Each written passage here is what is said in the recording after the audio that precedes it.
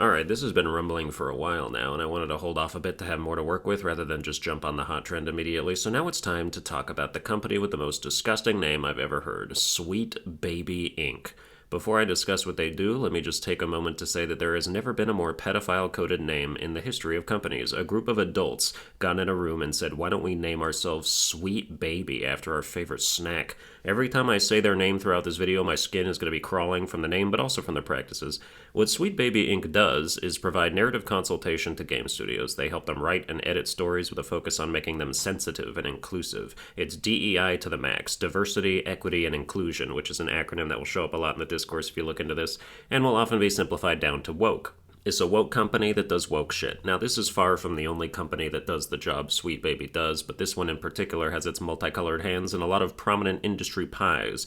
Their website touts some of the games they've worked on, notably Spider-Man 2, Alan Wake 2, and God of War Ragnarok, which all managed to still be great games despite their involvement. Their inadvertent track record ain't all hits, though, as you'll also see Goodbye Volcano High on there, which is hilarious, and the notoriously panned Suicide Squad. The Suicide Squad discourse in particular is funny, because it was one of the main things people shat on Sweet Baby Inc. for, and in response, some of the devs from Suicide Squad came out and defended them by saying they had extremely minimal input and that the story was already finished beforehand. That's like falling on two different swords at the same time, because you're A, admitting that all the shit everyone hated was your idea, and B, admitting that you hired a DEI narrative consultant company to do essentially nothing for no reason.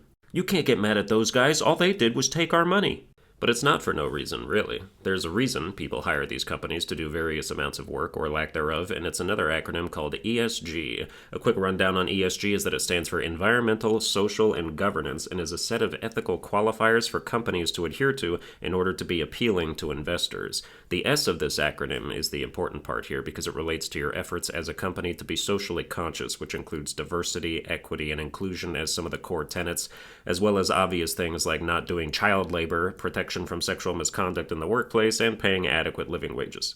The ESG is a scoring system, and your company receives known and actionable grades based on how good they are at implementing all this stuff. So while the things people might consider woke aren't the whole equation, they're definitely a big part of it. And if companies fail to score high enough in these regards, the majority of investors don't want to be associated with them. In a free market, this wouldn't matter too much because companies who didn't want to adhere to certain imposed standards could just get money from other sources.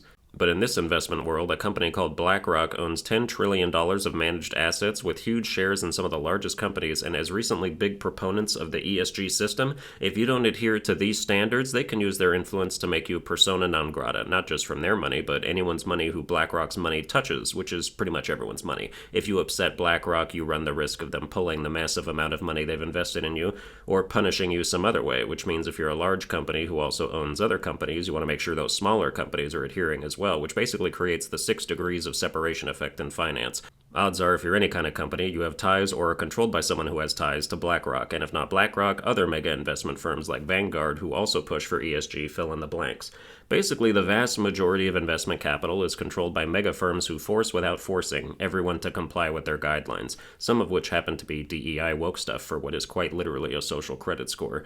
Sweet Baby Inc. therefore basically exists as an HR firm that you have to hire to prove to investors that you give a shit. They come in and say stuff like, how about you make this character black, make this one gay, don't let this one say this microaggression that triggers me, have you thought about putting a pride flag in the background of this one scene? Can you make the villain say something we think a right-winger would say so people associate that viewpoint with villains, etc.?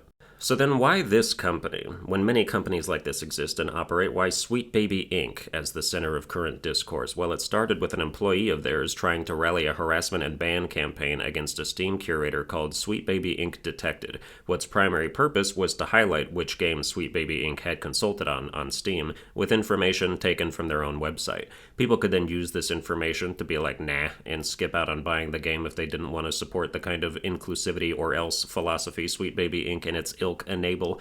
But the employee didn't just want the curator group taken off. They wanted the dude's full Steam account banned, specifically so the guy could, in their words, lose all the games he loves so much. They organized a harassment campaign to report the guy for harassment, lol. They wanted to cost him potentially thousands of dollars in Steam games gone, but according to Steam's rules, even if he had been banned for harassment, it wouldn't have been permanent. I couldn't get a straight answer on whether his games would still be accessible during the ban, though.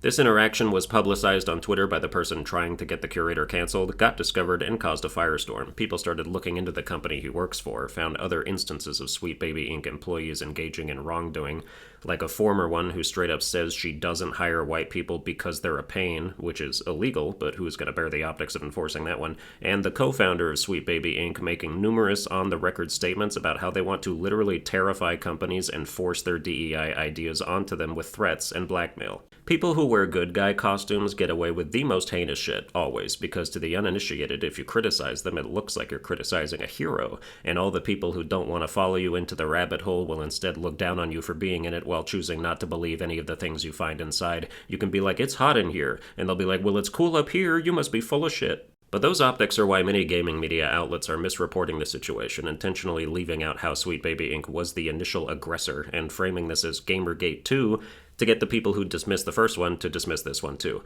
For the record, I have next to no knowledge of Gamergate 1. I watched a video like 6 years ago and forgot almost all of it, so I'm just focusing on this. The thing about trying to appear woke is that there really is no established line in the sand of like how woke is too woke, and many publications and people aren't willing to risk calling out bad behavior because they either think they might be wrong about it being bad, like, oh, maybe the times are changing and this is acceptable now, even though if I saw my political enemies doing this, I would still fucking crucify them, or they don't want to be seen as opposed to the cause, or they've been playing too many Assassin's Creed games and just truly believe that in the interest of diversity, equity, and inclusion, everything is permitted. But if Sweet Baby Inc. should be called out for anything, it's still that gross name. Even their website is off-putting. The cursor turns into this swirling icon for no reason, and it's all googly eyes. Like, this website is strictly going to be visited by adults in the gaming industry to know what you're all about and see if they want to hire you, but it looks like a webpage for grooming 8-year-olds. If everyone who works at Sweet Baby Inc. had their personal hard drives investigated, I'm just saying things would be found. People will say, oh, anytime there's a black person in a game, anytime there's a female protagonist, everyone cries diversity. Y'all just hate black people. Y'all just hate strong women. Admit it. I actually like strong women. Black people, on the other hand. No, I'm just kidding. But I like plenty of strong women game characters. Tifa from Final Fantasy VII, Samus from Metroid, Lara Croft from Tomb Raider. There's plenty of female representation that I am all for because the characters feel cool or honest or deserved. But not every female character does, and sometimes you just get a vibe where you're like, this character was made to check a box more than it was made to be a worthwhile character. Sweet Baby Inc. being involved with Alan Wake 2 makes a lot of sense to me because Saga Anderson, its female lead, is garbage. Her whole thing is that she's a carried FBI agent. The Force idolizes her because of her killer intuition, but later in the story you find out she's literally cheating because she has a supernatural power that fills in investigative blanks for her. She hits a roadblock, she meditates for a second, and an answer she could not possibly deduce based on facts she does not have access to just magically comes to her. She's half black, and towards the end she has this self-reflecting one-liner about her frustration with Alan Wake needing her to do stuff that basically amounts to, I'm tired of white people telling me what to do. And it's like, bitch, you inherited your gift from the white side of your family. Them telling you what to do is the whole reason you have a career. It's such an eye roll of a line, and companies like Sweet Baby Inc. are part of the reason we have to endure it. All this amounts to Saga not deserving the reverence she's treated with and pretty much falling flat as a character anyway because she has almost no personality to speak of. The cool part is that it's possible to think this without hating women, or black people, or half-black FBI agents with supernatural powers. Could Remedy have failed this character without Sweet Baby Inc.'s input? Sure. Maybe it was a lost cause from the beginning, but if hiring them didn't fix it, it's hard to justify their existence to the consumers who have to play the product and sit through a bad character. I think DEI is rife with grifters. You can pull off a really successful grift when people literally aren't allowed to criticize you without being labeled racist Nazi incels. You can justify anything in service of your ideology and your audience will clap and cheer. That said, there are two sides to every coin, and if one side is full of grifters, the other side is going to counter with some grifters of their own. The response to DEI discourse is going to be games who either proudly advertise themselves as anti-woke or are co-opted for the movement. Stellar Blade is a good example of a game that's going to double its sales just because it has the gall to have an unapologetically hot female protagonist with tits and ass. I'm not saying that game is a grift. I'm excited for it for gameplay reasons, and it's been on my radar since before the Sweet Baby stuff.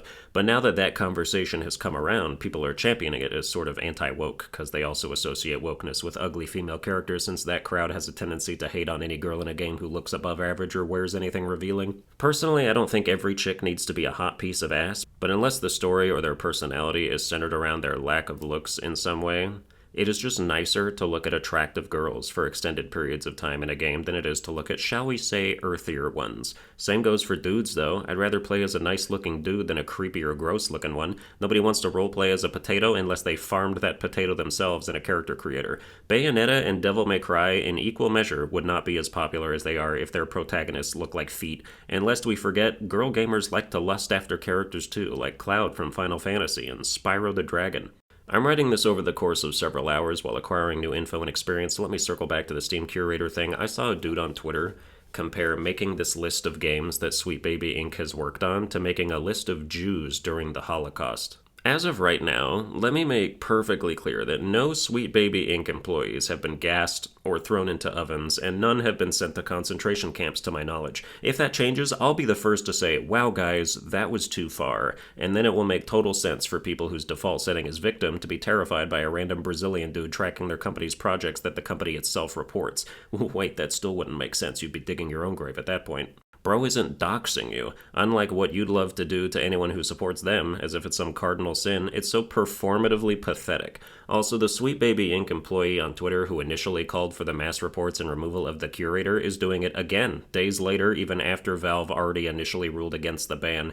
These people would call drone strikes on everyone they disagree with if they could get away with it, and then if they missed one of their targets and he got on Twitter and complained about the experience, they'd immediately tweet about how unsafe they felt and try to get the guy arrested. People like that are craven by nature and should absolutely never be regarded as moral upstanding citizens. The morality is a shield they hold and a disguise they wear to act like fucking psycho bitch babies with impunity. That should be their new company name, Bitch Baby Inc. Do what we say or we'll cry and shit our pants. Well, that's going to do it for this video. I hope you enjoyed it. If you did, you can like, share, and subscribe. Watch all my other videos and lament the lack of diversity, and I'll see you guys next time.